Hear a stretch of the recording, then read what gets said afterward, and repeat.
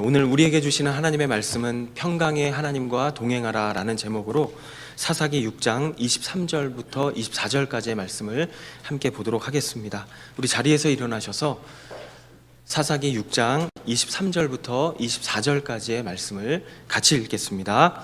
그러나 여호와께서 그에게 말씀하셨습니다. 안심하여라, 두려워하지 마라. 너는 죽지 않을 것이다. 그래서 기드온은 그곳에서 여호와께 제단을 세우고 이를 여호와 샬롬이라고 불렀습니다. 그리하여 이것이 오늘날까지도 여전히 아비에셀 사람의 땅인 오브라에 있는 것입니다. 아멘. 이제 새해가 되어서 이메일을 정리하다가 이메일을 보내주신 분들의 인사글을 우연히 보게 되었습니다. 우연히 인사를 하실 때 자주 사용하는 단어를 보게 되었습니다. 바로 이런 글귀로 시작을 했습니다. 평안하신지요? 그리스도의 평안을 전합니다. 또는 은혜와 평강이 충만한 새해가 되기를 원합니다. 이렇게 인사를 해주실 때 사용했던 단어, 바로 평강 또는 평안이라는 단어였습니다. 평안이라는 의미의 단어가 바로 샬롬이라는 단어입니다. 이 단어가 오늘 본문에 등장하고 있습니다. 오늘 본문 24절에 보면 이 기드온이, 사사 기드온이 하나님께 제단을 쌓고 그 제단의 이름을 여호와 샬롬이라고 부르는 그러한 장면이 오늘 본문에 나옵니다. 평안하면 떠오르는 찬양이 있습니다. 이 D.L. 무디 선생님과 함께 사역했던 스패포드라고 하는 분이 있습니다. 이분이 시카고 대화재로 재산을 잃게 되고 그리고 엎친 데 덮친 격으로 여행 중이던 자식들을 바다에서 사고로 잃어버리게 되었습니다. 그 바다에서 그분이 고백했던 찬양, 우리가 잘 알고 있는 찬양의 가사가 이렇게 시작됩니다. 내 평생에 가는 길 순탄하여 늘 잔잔한 강 같든지 큰 풍파로 무섭고 어렵든지 나의 영혼은 늘 편하다. 내 영혼 평안해. 내 영혼 평안해. 내 영혼 평안해. 어떻게 이런 고백이 나올 수가 있을까요? 오늘은 말씀을 통해서 하나님께서 주시는 평강에 대해 살펴보는 시간이 되기를 원합니다. 오늘 함께 나눌 내용은 이것입니다. 그렇다면 하나님께서 주시는 평강은 어떠한 평강일까요? 그것은 바로 세상의 조건이나 환경에 의존하지 않는 평강이라고 성경이 우리에게 말씀하고 있습니다.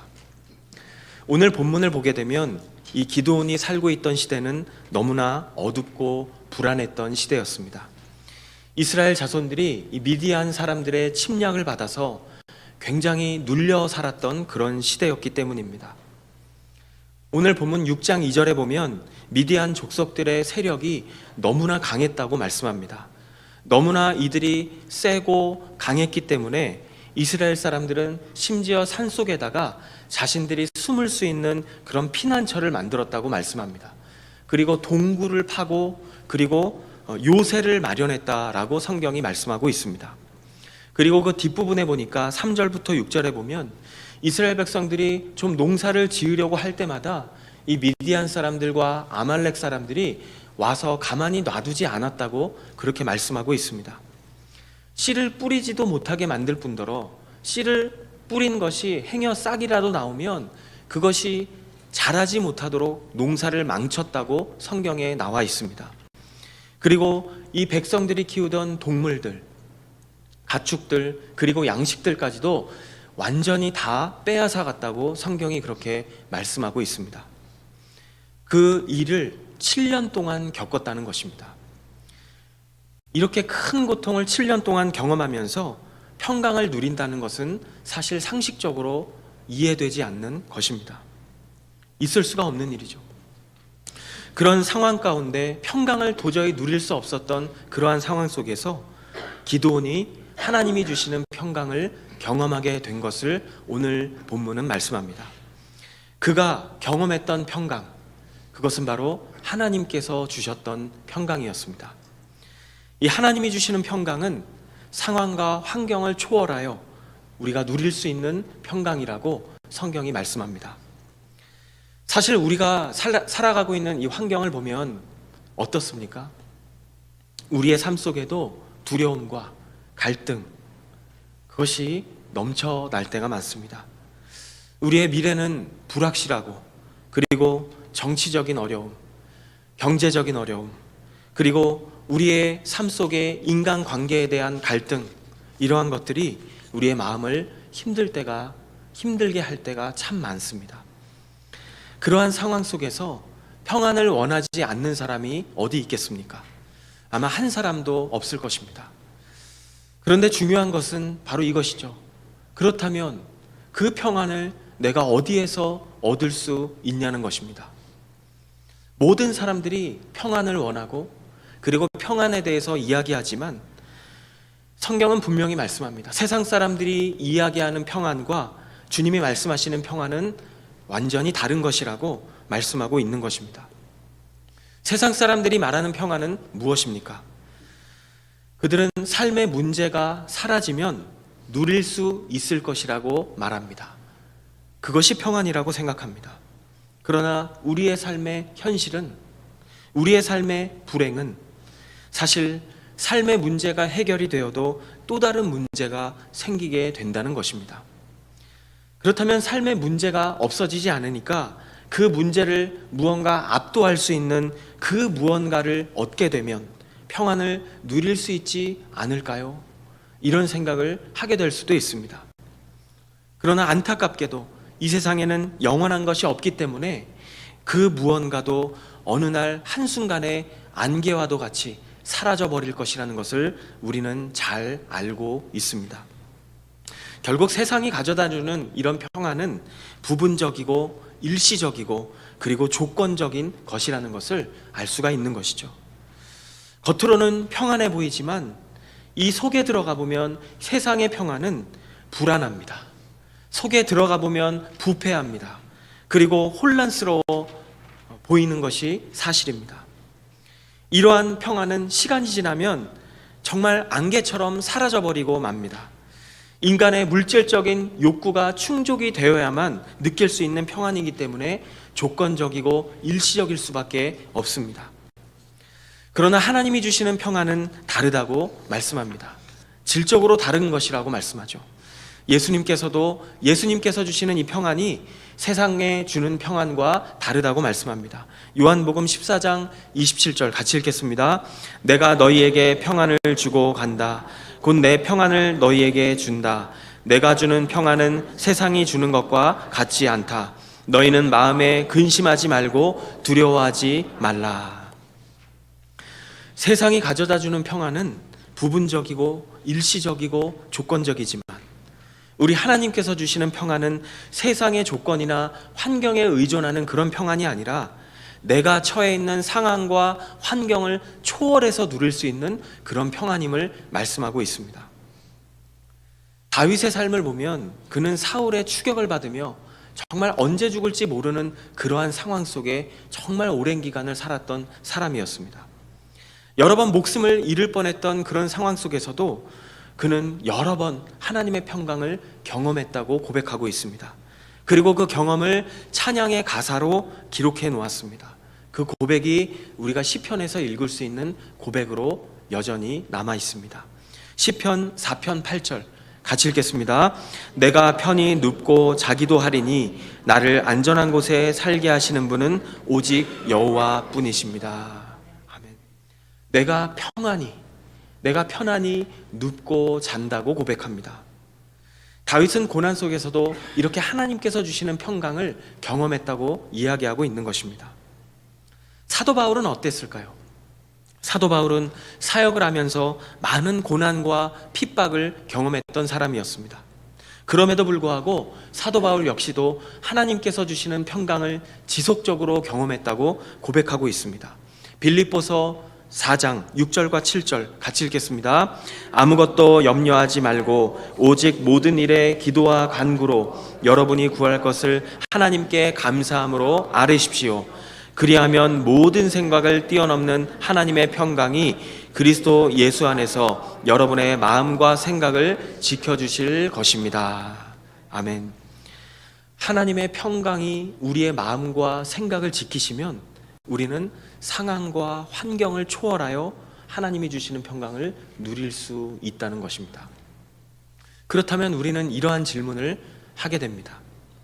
그렇다면 하나님께서 주시는 평강을 어떻게 얻을 수 있습니까? 그것은 바로 하나님과의 관계 속에서 얻을 수 있다고 성경이 말씀합니다. 세상의 조건이나 환경에 의존하지 않는 이 평강은 오직 하나님만이 주실 수 있는 평강입니다. 하나님과의 관계 속에서만 얻을 수 있기 때문입니다. 오늘 본문의 배경이 되는 이 사사기 6장 1절에 보면 이렇게 시작합니다. 우리 말씀 같이 읽겠습니다. 6장 1절 같이 읽겠습니다. 그 후 이스라엘 자손들은 여호와께서 보시기에 악한 일을 저질렀습니다.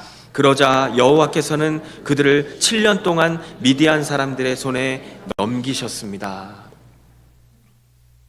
이스라엘 백성들이 7년 동안 미디안 사람들로부터 고통을 당했다고 이야기합니다. 그런데 그 이유가 무엇이라고 말씀합니까? 이스라엘의 죄 때문이라고 이야기합니다.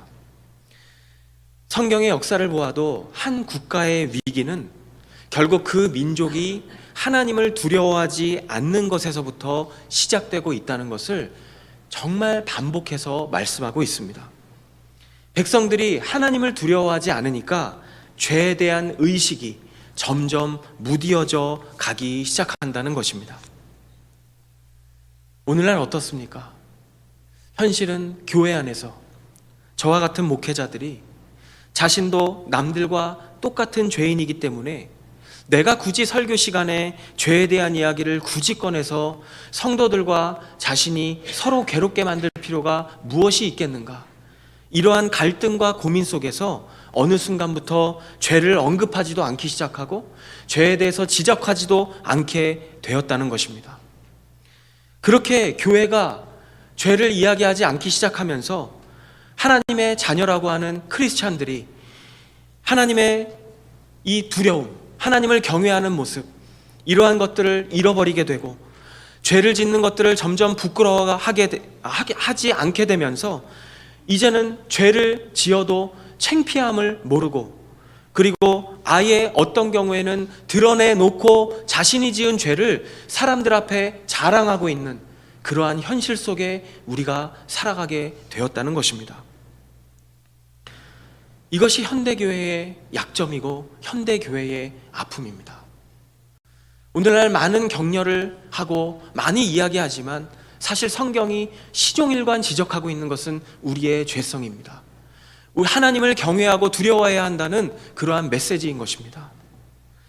그런데 오늘날 안타까운 것은 많은 사람들이 교회 안에서부터 하나님을 두려워하는 모습이 없다는 것입니다.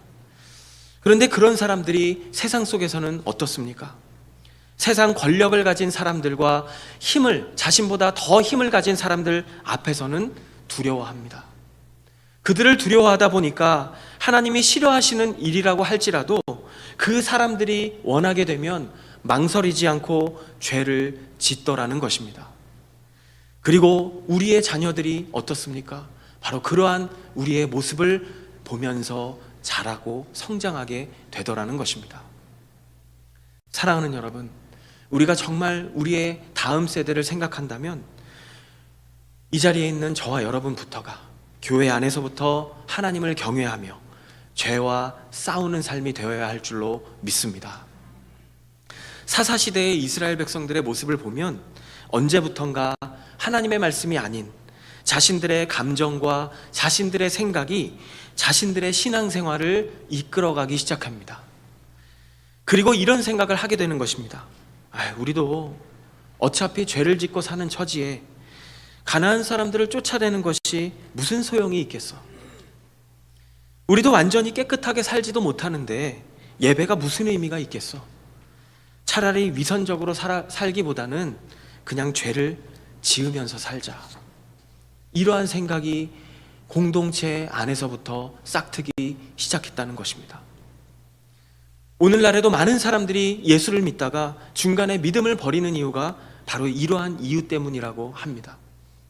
그러나 우리 마음속에 기억해야 할 것은 죄와 싸우고자 하는 갈등, 때로는 하나님이 주시는 그런 죄에 대한 죄책감, 이러한 갈등이 있다는 것 자체가 우리가 살아있다는 증거라는 것입니다. 그리고 하나님께서는 우리가 죄와 싸우는 것을 포기하지 말라고 성경 곳곳에서 여전히 말씀하고 계십니다. 히브리서 12장 4절 같이 읽겠습니다. 여러분이 죄와 싸웠지만 아직 피를 흘릴 정도로 대항하지는 않았습니다. 성경은 죄와 피 흘리기까지 싸우라는 것입니다.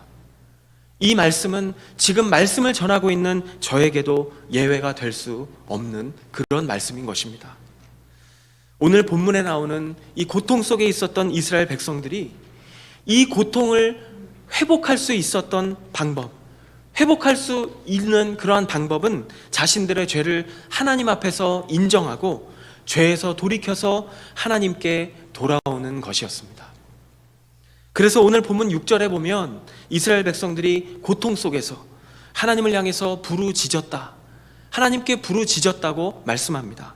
이 부르짖음은 회개의 부르짖음이었고 그러면서 진정한 회복이 시작되고 있음을 성경은 우리에게 보여주고 있습니다.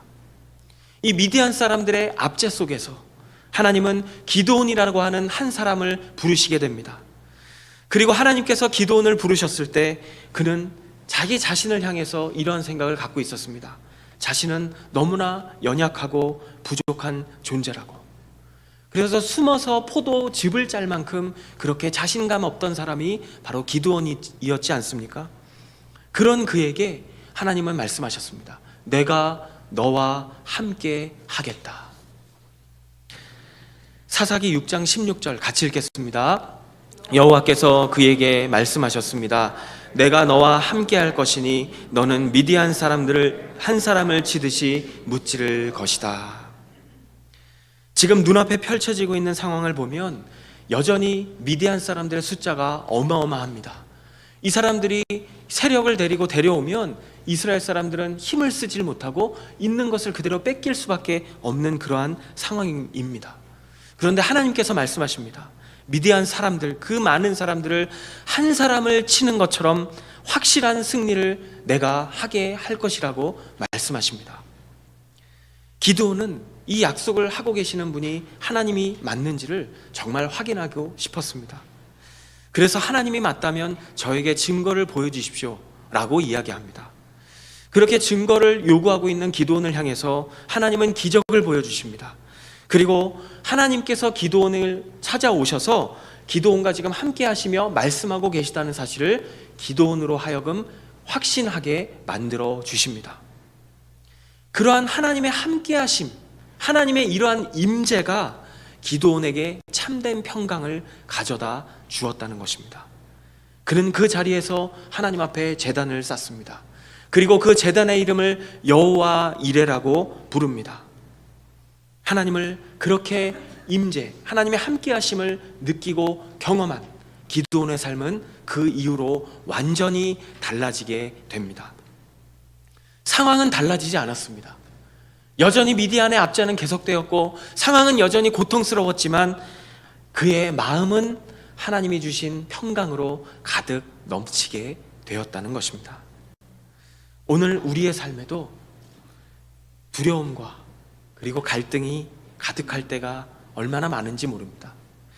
불확실한 미래와 경제적인 어려움, 그리고 인간관계 속에서 복잡하게 얽혀있는 이러한 갈등들이 우리의 마음을 여전히 힘들게 합니다. 그것은 변하지 않아요. 그러나 중요한 것은 여호와 샬롬의 하나님, 우리와 동행하시는 평강의 하나님은 그러한 상황 속에서도 우리에게 평강을 약속하고 계시다는 것입니다. 에베소서 2장 13절부터 14절 같이 읽겠습니다. 그러나 그때는 하나님에게서 멀리 떨어져 있던 여러분이 이제는 그리스도 예수 안에서 그리스도의 피로 가까워졌습니다.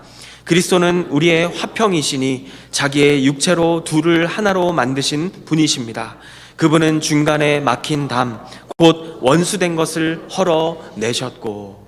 아멘. 우리는 죄로 인해서 하나님과 분리되어 있던 존재라고 이야기합니다. 자꾸 이것을 말씀드리는 이유는 이게 성경의 핵심 진리이기 때문입니다. 우리는 어느 순간부터 이 사실을 잊어버리고 사는 순간부터 죄에 대한 무뎌짐이 시작되고 우리의 본성을 잊어버리는 순간부터 하나님을 두려워하지 않게 됩니다. 그러면 여전히 내가 잘하고 있다고 생각은 들지만 우리는 곁길로 갈 수밖에 없는 그러한 존재입니다. 그렇게 죄로 인해 하나님과 떨어져 있던 우리를 예수 그리스도를 통해서 하나님이 하나 되게 하셨다고 말씀합니다. 하나님과 우리를 화목하게 만들어 주셨다라고 말씀합니다. 우리가 원래 하나님 앞에서 받아야 될 그 모든 죄값을 예수 그리스도께서 십자가 위에서 고난받으심으로 우리를 위해서 그 죄값을 대신 치르게 하심으로 멀리 떨어져 있던 하나님과 우리가 하나 되었고 다시 화평하게 되었다고 성경이 말씀합니다. 그래서 우리는 하나님이 주시는 평강을 경험할 수 있게 되었다는 것입니다. 사랑하는 여러분, 하나님이 우리와 함께 하시면 무엇이 두렵겠습니까? 이 천지 만물을 창조하시고 이 천지 만물을 창조하신 것뿐만 아니라 지금도 운행하고 계시고 섭리로 다스리시고 통치하시는 그 하나님께서 나와 함께 하시는데, 그리고 나에게 말씀하시는데, 나에게 평강이 있을 것이라고 약속하시는데 우리가 무엇이 두렵겠습니까?